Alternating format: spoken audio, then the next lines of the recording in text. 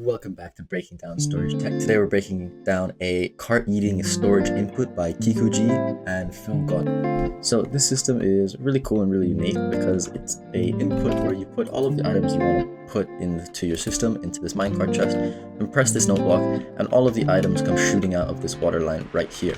So this is really good for if you want to convert a large amount of items from like inventory form to item form very quickly.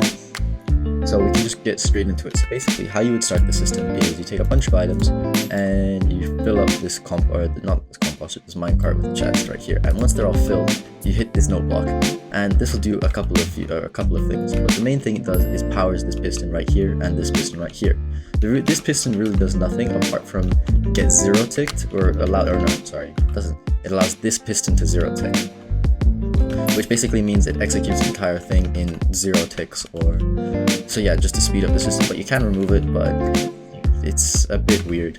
So once the system pushes along, it does two things. First of all, since all of this is connected with slime, it moves these two redstone blocks out of the way.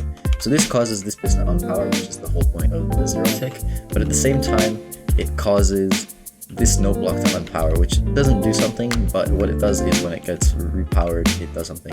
But the main thing it does is come back, which powers this piston to push it back, and we'll see that in a second. What it also does is send a signal through this observer right here, this wall right here, and because this piston gets extended, it's no longer a full block, which changes this diorite wall's connection, so it triggers this observer. This observer then powers this block, which powers this note block, which then sends lines across through the thing you can see right there with Amplify, up and then to the left. So the signal going up goes up, powers this block, powering this repeater right here, which powers this block, making sure this piston also gets power. At the same time, it powers this note block, sending a similar signal all the way up to here, powering this piston to make sure it gets pushed back. And last but not least, the signal going through here. The signal going through this observer goes into this block right here. Wait, you see it? So it powers this block right here. Ooh, that's not supposed to happen. So once it powers this block right here, what it does is it powers this dropper right here, but that's not really that important. What it mainly does is powers this piston right here, which pushes to the side, which causes this observer right here to power this block, which powers this repeater right here, causing this piston again wants to fire. And what it also does is powers this note block right here, powering this dropper, powering this observer, so it will fire all of these alongside this note block. So it'll power this note block, shooting the dropper from here, or powering this dropper all the way up to here, apart from this last dropper right here. So power all of these, so the item gets stored here in the minecart with the chest. And once this gets pushed back, this whole slime and redstone block construction gets pushed back, what it does is it powers this note block when this redstone block is here, so it powers this dispenser shooting out the redstone, or no, not the redstone, the minecart with the chest. Another thing to note right here is that that rail right there is powered by this locked repeater and this repeater right here.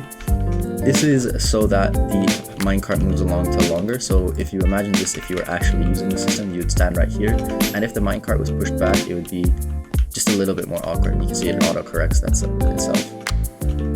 And so this doesn't actually flicker at all or anything because it's locked like this, and that's why also that redstone block is there. So yeah, what we can do is test this. Another thing to note is that, so basically how the system works is when you power it, all of that functions, but at the same time this fence gate opens, allowing this minecart to fall slightly lower because of the hitbox of soul sand, bringing it into this lava cauldron, so it takes damage and instantly breaks. The minecart then, because of the way the item momentums and stuff like that work, the minecart with the chest will move down and get picked up by this hopper, and then at the same time all of the items get pushed into this stream right here, which is using this rail to get the item momentum stored specifically. Now, how that all works in reality is if you look, you click here and here, and you can see all the items get spit out at the end. So I'm just going to do that once again, but this time in slow motion. Here, so I'm gonna trigger this right here. You can see it move, and you can see all the items come through out there. Here, and then we go back down, and we do it one more time from this side. Here,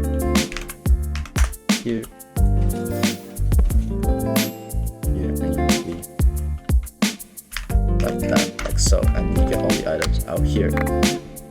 Now this is just a general item input, so you could put shulker boxes, unstackables, anything, and it'll get shut out. So this is mainly if you want to just dump your inventory per se, and then that can go through then a bunch of filters and stuff like that, which will connect to the rest of your storage system.